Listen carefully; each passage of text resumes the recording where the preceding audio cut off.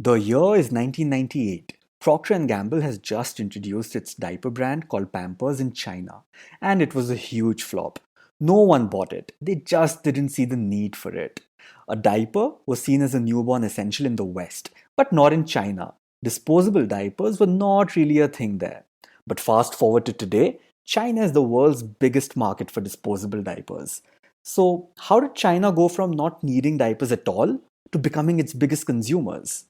This is Siddhant, and welcome to another episode of Let's Do Shorts.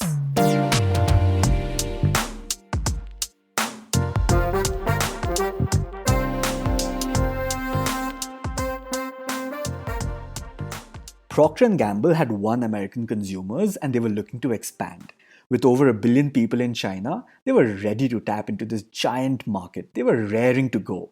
Based on their research, they found that Chinese consumers were price sensitive. So they created a lower quality version of their product to keep the cost low and assumed that parents would buy it if it was cheap enough. But here's the thing. No one in China wanted disposable diapers in the first place. For the first couple of years after a child is born, they simply used cloth. And when the baby started growing, they moved to something called a kaidanku. What's special about the kaidanku is that the bottom part of the pant is totally open. So when a kid wants to go, they can basically just go without soiling their pants. This was widely used to train Chinese kids on where they can do their business and where they can't. And because the pants were open, there was no wetness, no rashes, just outright comfort.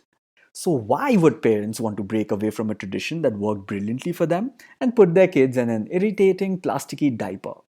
P&G realized this only after they entered the market. The challenge was not to prove that Pampers was the best diaper brand in the world, but it was to persuade people to believe they needed diapers in the first place. Chinese consumers just did not feel a need for them. Between traditional cloth diapers and kaidanku, Chinese parents had their babies covered, although not literally.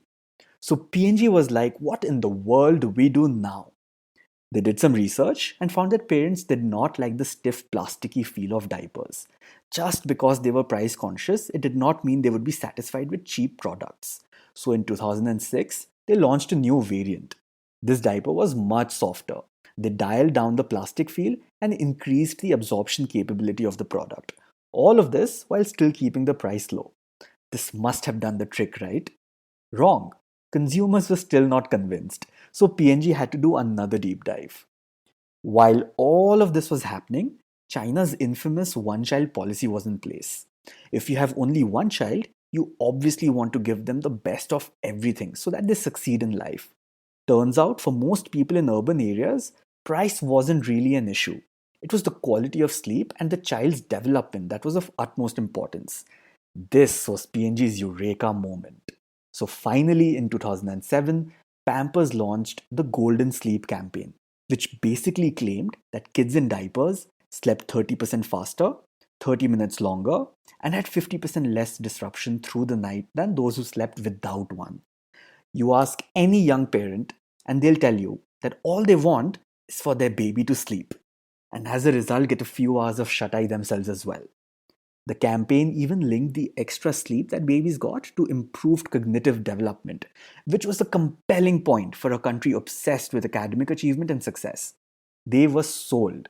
Sales shot up by more than 50% almost immediately as a result, and the diaper category began to explode in China.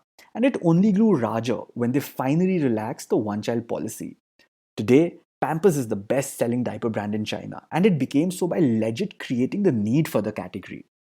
At the turn of the millennium, the Chinese diaper market was practically non existent, but Pampers found a way to succeed through some genius marketing.